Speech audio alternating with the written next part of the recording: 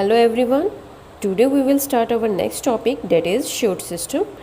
इससे पहले हमने रूट सिस्टम कवर किया है. रूट यानी कि बेस हमारा हो गया है. अब हम स्टार्ट करेंगे शूट सिस्टम के बारे में.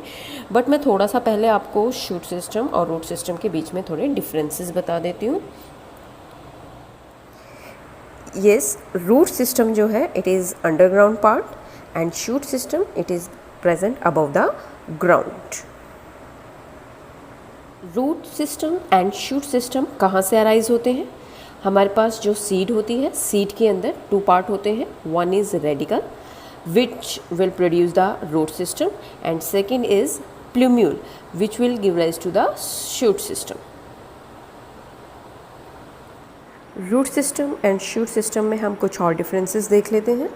जो शूट सिस्टम है हमारी, जो अबव द ग्राउंड है, it contain leave, stem and flowers.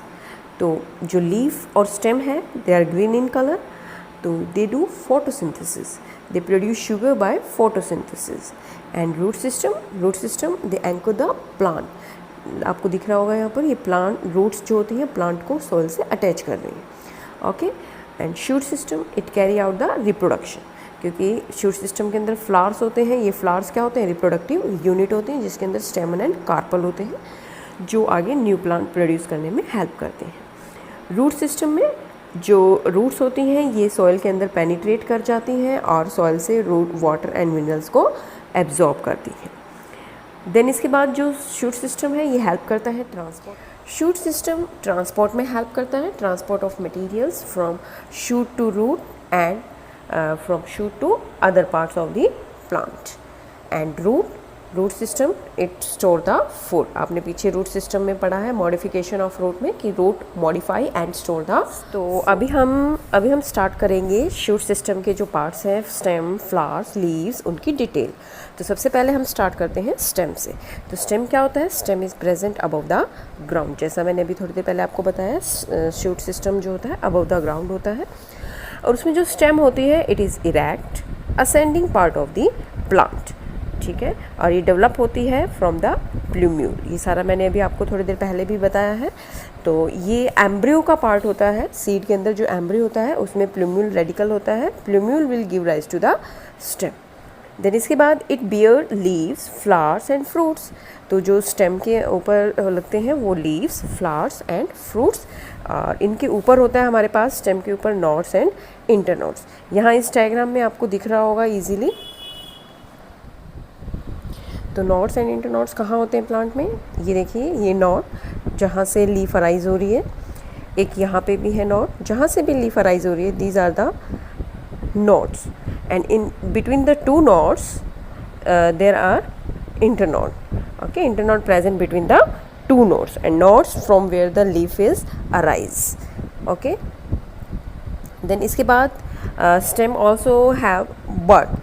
जो टिप पे बर्ड है it is known as terminal bud और you can say apical bud which is present at the tip of the plant. And then axillary bud it is also called lateral bud. Lateral bud present होती है between the stem and leaf. Okay. Axillary bud will give rise to the branch.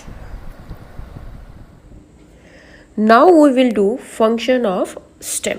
Function of stem में सबसे पहला function जो मैंने थोड़ा पीछे भी आपको बताया था, it bear leaf, fruits and flowers and it also support the leaf, fruits and flowers. Then second function is it conduct water and minerals from roots to leaves and fruits. Root से water and minerals को लेता है और leaves and fruits को देता है. तो transport में ये हेल्प करता है. एंड जो फूड, थर्ड फंक्शन, जो लीव्स में जो फूड सिंथेसाइज होता है it is also transported by the stem. Leave से फूड ट्रांसफ़र होता है to the roots and other parts of the plant. Then इसके बाद it modify and store the food. ये फंक्शन बिल्कुल रूट जैसा है. रूट में भी रूट मॉडिफाई होकर के फूड को स्टोर करती हैं. जहाँ पर हमने एडवेंटिशियस रूट्स में पढ़ा था, स्वीट पोटैटो, ये क्या है? मॉडिफाइड रूट है. ऐसे ही स्टेम मॉडिफाई होती है. जैसे आपने अनियन में देखा होगा, बल्ब है, जो अनियन है it is the modified stem. Okay. Then इसके बाद some plant have green stem, जो हर्ब्स श्रब्स होते हैं उनकी ग्रीन स्टेम होती है जो हेल्प करती हैं फोटोसिंथेसिस के अंदर। देन इसके बाद मॉडिफाइड स्टेम, जैसे कि थॉर्न स्पाइंस आपने देखे होंगे, कांटे होते हैं कुछ प्लांट के अंदर, वो भी मॉडिफाइड स्टेम होते हैं जो हेल्प करते हैं ग्रेजिंग एनिमल से, मतलब बचाते हैं प्लांट को, ग्रेजिंग एनिमल जो उनको खा नहीं पाते फिर स्पाइंस की वजह से। देन मॉडिफाइड स्टेम टेंड्रिल्स भी आपने सुना होगा, जो स्पाइरल कॉइल्ड स्ट्रक्चर होता है, जो हमारी बेल होती हैं वो उनमें टेंड्रिल होता है जो क्लाइंबिंग में हेल्प करता है, जो उनको सपोर्ट भी एक तरीके से देगा। स्टेम वेजिटेटिव पार्ट भी है, तो ये हेल्प करता है वेजिटेटिव प्रोपेगेशन में। वेजिटेटिव प्रोपेगेशन मीन्स एक प्लांट की स्टेम से हम एक पूरा प्लांट डेवलप कर सकते हैं, तो स्टेम हेल्प करता है वेजिटेटिव प्रोपेगेशन में। जी, इसके बाद आता है modification of stem. Modification of stem जो हमने अभी लास्ट फंक्शन पढ़ा है फंक्शन ऑफ स्टेम में, कि perennation, stem modified for perennation, vegetative propagation, photosynthesis and etcetera. तो अभी हम देखेंगे कि स्टेम मॉडिफाई होकर के ये सारे फंक्शन कैसे करती है। तो यहाँ पर मैंने एक फ्लो चार्ट बनाया है, मॉडिफिकेशन ऑफ स्टेम। स्टेम 3 तरह से मॉडिफाई होती है, aerial stem, sub aerial and underground stem. Aerial stem जो अबव द ग्राउंड रहेगी, ये भी अबव द ग्राउंड रहेगी पर near the surface of soil. Then underground stem ये बिलो द ग्राउंड रहेगी। तो सबसे पहले हम एरियल स्टेम की बात करते हैं। एरियल स्टेम में सबसे पहले फाइलोक्लेट। फाइलोक्लेट जो होता है, ये आपने इस तरह का स्ट्रक्चर देखा होगा बेटा, कैक्टस प्लांट देखे होंगे आपने इस तरह के, जो आपको लीफ लाइक स्ट्रक्चर दिख रहे हैं, ठीक है। तो फाइलोक्लेट क्या होता है, 10 मॉडिफाइड स्टेम होती है, एरियल मॉडिफाइड स्टेम, ये सारे हम एरियल मॉडिफिकेशन पढ़ रहे हैं, जो अबव द ग्राउंड होती है। तो the stem is green, flat और सिलेंड्रिकल, ये आपको दिख रही है, फ्लैट स्ट्रक्चर होता है इसका। It take form and function of leaf, जैसे लीफ की शेप होती है और लीफ का फंक्शन होता है, वही काम यही करती है। जैसे लीफ की शेप ले ली इसने और फंक्शन करेगी ये बिल्कुल जैसे लीफ फोटोसिंथेसिस करती है, तो क्योंकि ग्रीन कलर की है ये स्टेम भी, तो ये भी फोटोसिंथेसिस करेगी। तो it contain chlorophyll and perform photosynthesis. तो ये पाई जाती है ज़ीरोफिटिक प्लांट के अंदर। ये कौन से प्लांट होते हैं, जो ड्राई हैबिटेट्स के अंदर ग्रो करते हैं, तो जैसे अपंशिया, कैक्टस, इसको हम बोल सकते हैं। तो सेकंड हमारी मॉडिफिकेशन आ जाती है हमारे पास थोन्स। थोन्स जैसे स्पाइंस, कांटे आपने देखे होंगे प्लांट के अंदर छोटे छोटे लगे होते हैं, ये भी क्या होते हैं, ये भी स्टेम मॉडिफाई होकर के थोन्स बना देती है, ताकि अपने आप को प्रोटेक्ट कर सके फ्रॉम द ग्रेजिंग एनिमल्स। जैसे इट बर्ड गेट मॉडिफाइड, यहाँ पर जो बर्ड की बात हो रही है, it is the axillary bud. Axillary bud कहाँ थी, जो अपने लास्ट टॉपिक में मैंने आपको बताया था, एक्सिस पे, ये एक्सिस बन गई है, ये स्टेम और ये लीफ के बीच में ये एक्सिस, यहाँ है ये एक्सिलरी बर्ड। ये एक्सिलरी बर्ड मॉडिफाई होकर के क्या बना देती है, ये स्पाइन बना देगी। ओके, तो bud get modified into woody, straight and pointed structure. It protect the plant from grazing animals. Okay, then third modification हमारे पास जो आती है, डेट इज द टेंड्रिल्स।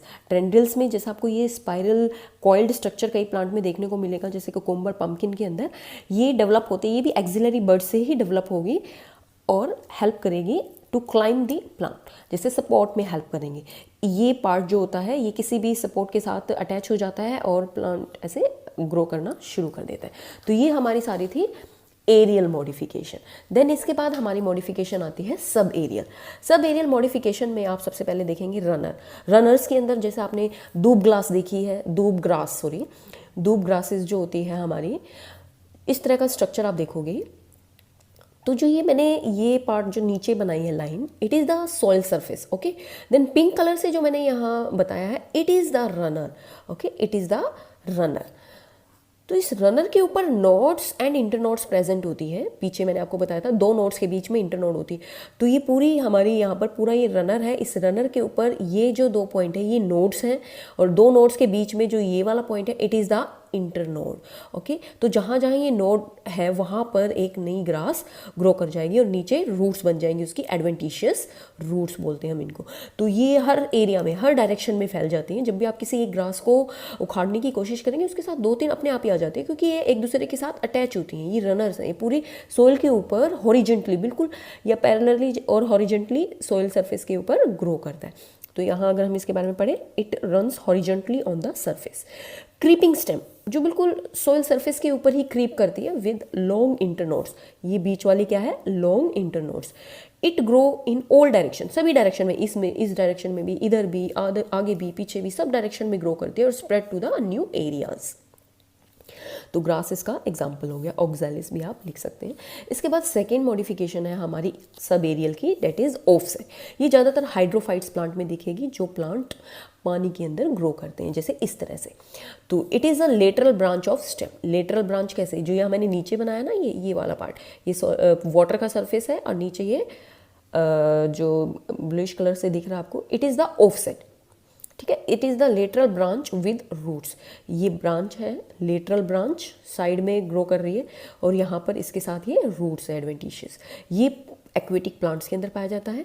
इसके अंदर भी क्या होती है, नोड्स होती हैं, एंड ये नोड्स बियर करती है। जैसे यहाँ पे है ये ऑफसेट, ये ऑफसेट के ऊपर यहाँ है हमारे पास नोड, इस नोड के ऊपर बहुत सारी आपको ये लीफ दिख रही है, ये लीफ बनाई हुई।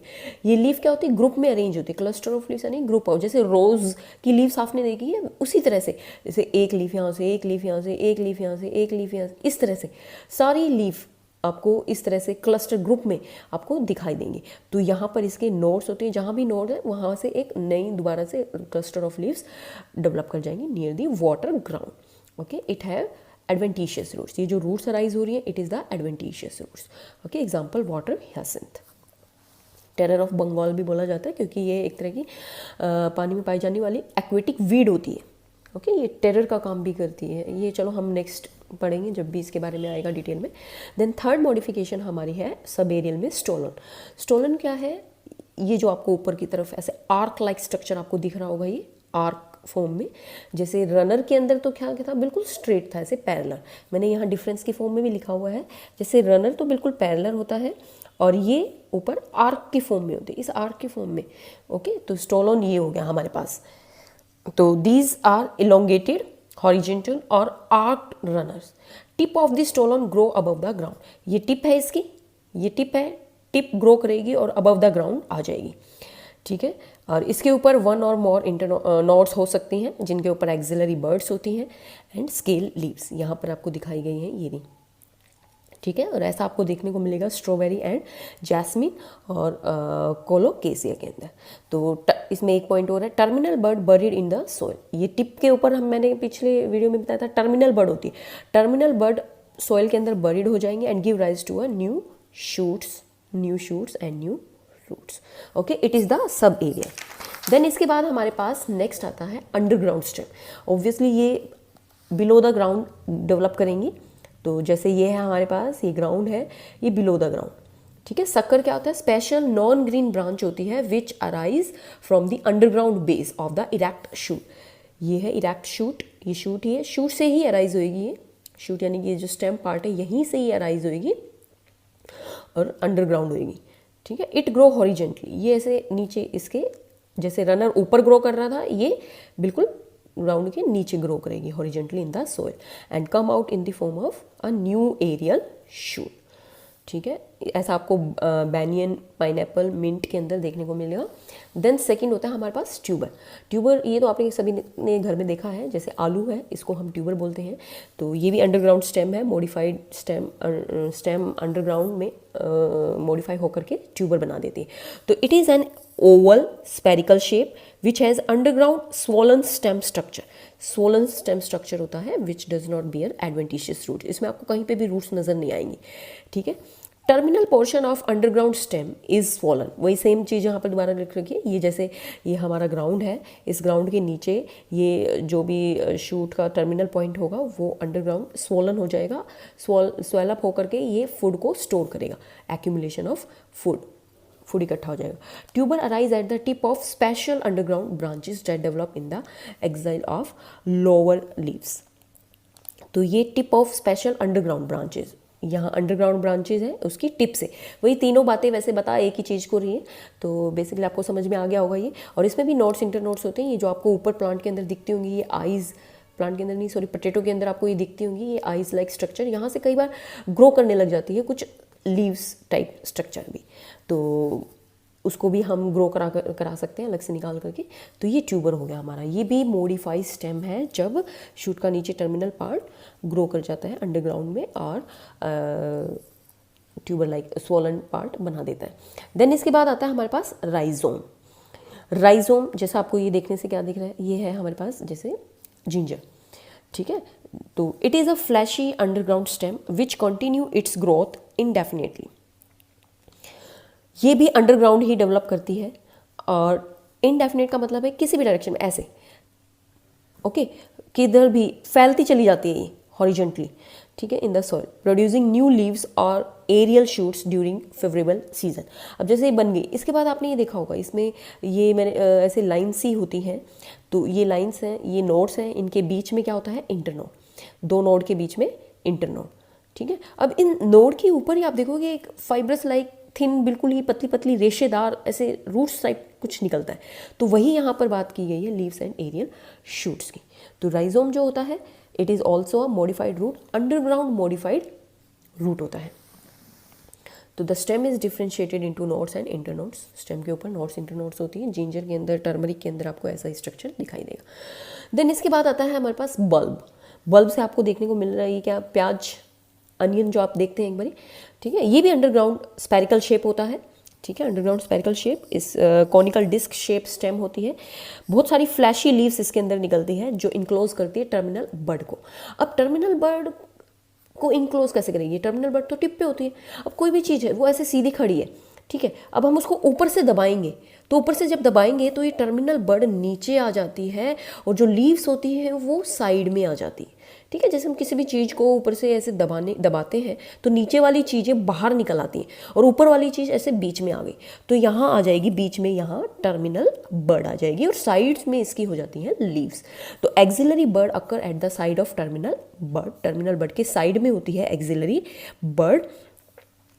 और the bulb possess adventitious roots. अब ये जो रूट्स आपको, जो पार्ट हम अनियन में इसके छिलके उतारते टाइम बीच में जो पार्ट होता है ना हार्ड सा, उसको रिमूव कर देते हैं, वही पार्ट पे एडवेंटिशियस रूट्स होती हैं जो लोअर पार्ट ऑफ स्टेम से अराइज होती हैं, ठीक है बेटा। ये है, ऐसा आपको अनियन और गार्लिक के अंदर देखने को मिलेगा। तो ये हमारा यहाँ पर स्टेम पोर्शन कंप्लीट हो गया है। अभी आपको इन दोनों वीडियोज़ की हेल्प से नोट्स बनाने हैं। नोट्स मैंने ये साथ में वीडियो में दिखा दिया और मैं आपको इसकी पिक भी भेज दूँगी अलग से। बाकी इसको आराम से समझ के करें, कोई मुश्किल नहीं है, डायग्रामेटिकली है, इसलिए मैंने इस चैप्टर को चूज़ किया ताकि आप डायग्रामेटिकली इन चीज़ों को कर सकें।